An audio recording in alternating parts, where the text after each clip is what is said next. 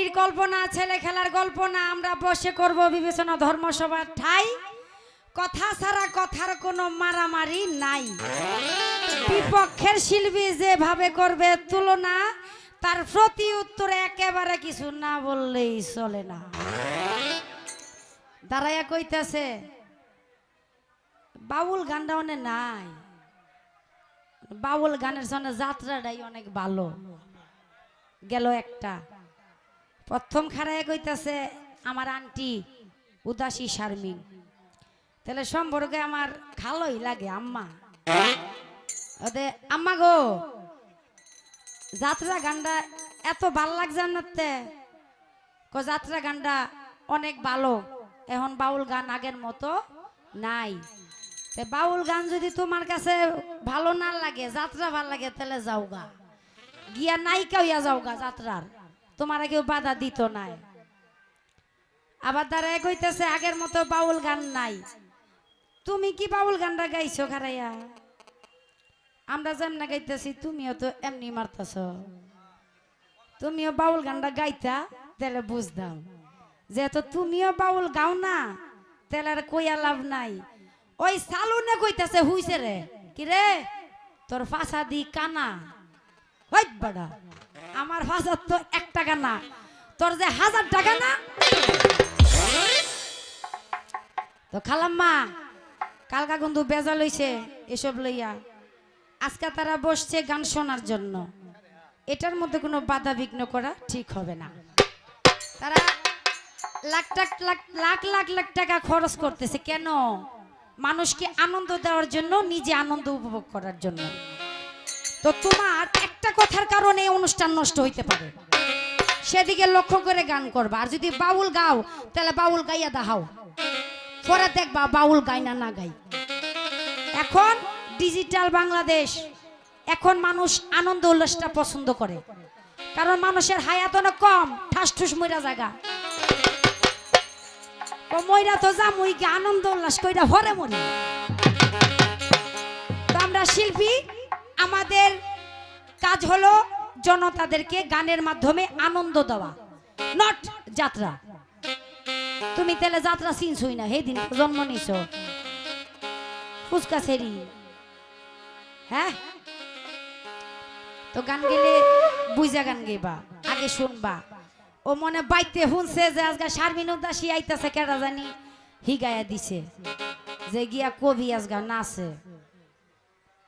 আগো বেডি আমার নাইস কেউ বন্ধ করতেছে না, আরো বরঞ্চ বাইরে গেছে গা। এই অহন আবার বাড়বো দেহ তাহলে আরো নাচুন। এ ধরেন ওরে কত রঙ্গ জানা দয়াল খেলো কত খেলা, ওরে কত রঙ্গ জানা দয়াল খেলো কত খেলা। ওরে আমারে পাগল বানাইয়া কোন বনে লুকাইলা দয়াল খাজা বাবা।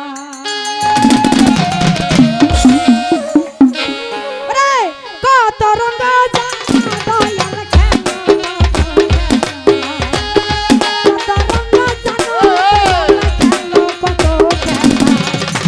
আমারে পাগল বাহানাইয়া কোন বনে লুকাইলা দয়াল খাজা বাবা। পাগল বাহানাইয়া কোন বনে লুকাইলা আমার মজিদ জানা বাবা।